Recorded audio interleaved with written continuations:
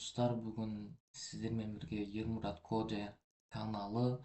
Бүгін бізде 5-ші жоба, яғни басқа проектіні көрсететін боламыз.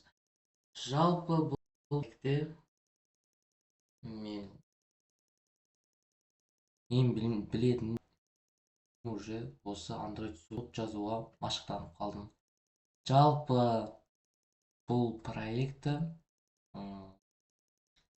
футбол бағытына байланысты, яғни бұл жерде бізде футбол бағытына байланысты, соның ішінде бізде футболшыларға байланысты, яғни белгілі бір футболшылар жазылған, соған байланысты сол футболшылардың елін табуымыз керек. Және бұл жерде бізде қиындық деңгейі бар, яғни оның ішінде оңай, орташа, қиын деңгейі бар. Ал бізде футболшылардан қазір проекттің ішінде көресіздер. Жалпы бұл проект бүгін өте қызық болып тұр. Өйткені бұл проекттің коды маған өте ауырлау болды жазу. Жалпы ойынның структурасы, яғни футболшының елін табуымыз керек. Одан кейін біз сол футболшының елін табу арқылы ұпай жинаймыз. Сол ұпай арқылы өзіміздің деңгейімізді біле аламыз. Және қайта бастау батырмасы бар.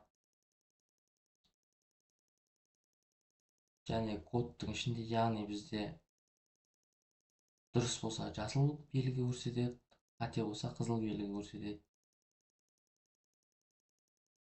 Әр дұрыс жауап бергенге 1 ұпайдан беріледі.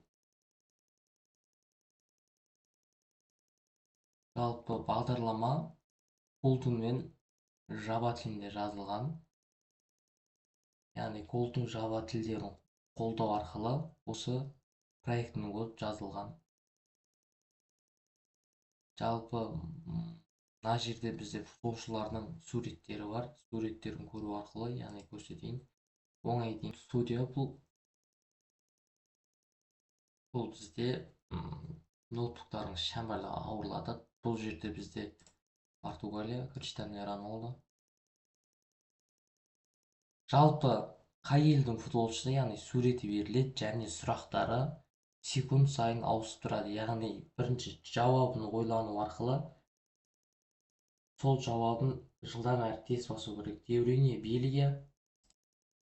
Дұрыс бастың 1 ұпай. Азар, Бельгия.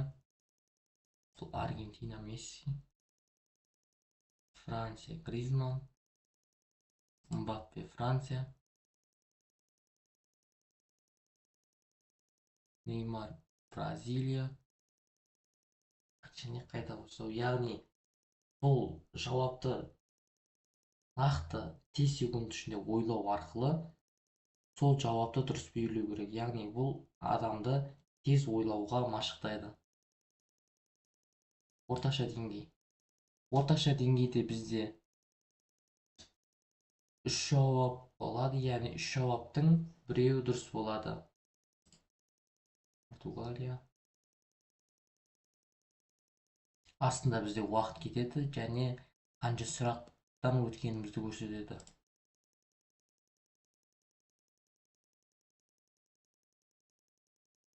Бельгия.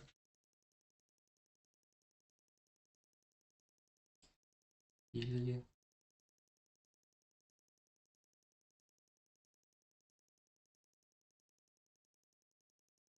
Android студия қатып жатыр қазір.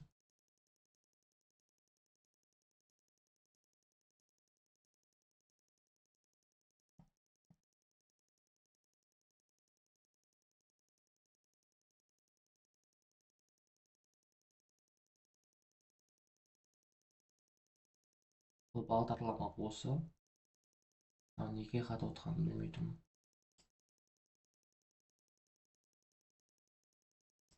Франция, Мбаппе. Так, Неймар, Бразилия. Дұрыс жауап бердім мен бұл жерде. Так, қайта бастау.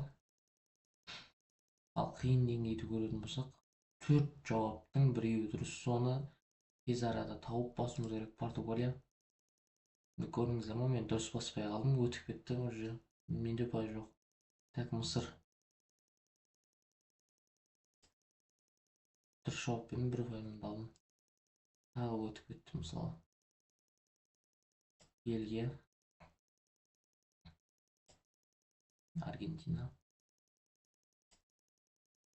Жауап бере алмай қалдым. Яғни қиындық деңгейі осындай. Бразилияны күтейін. Бастым. Яғни 4 ұпай жинадым, қайта бастау.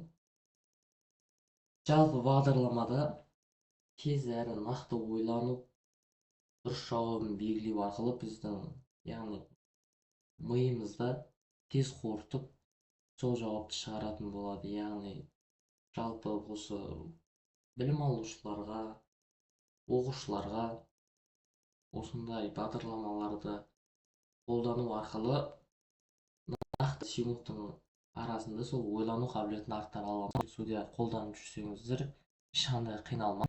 Көптеген бізде интеллектуалды жүйелер бар, солар арқылы өздеріңізді сынап көріңіздер, дайын кодтарды алып қолдану арқылы Android студияны білесіздер. Назарларыңызға рахмет, сау болыңыздар.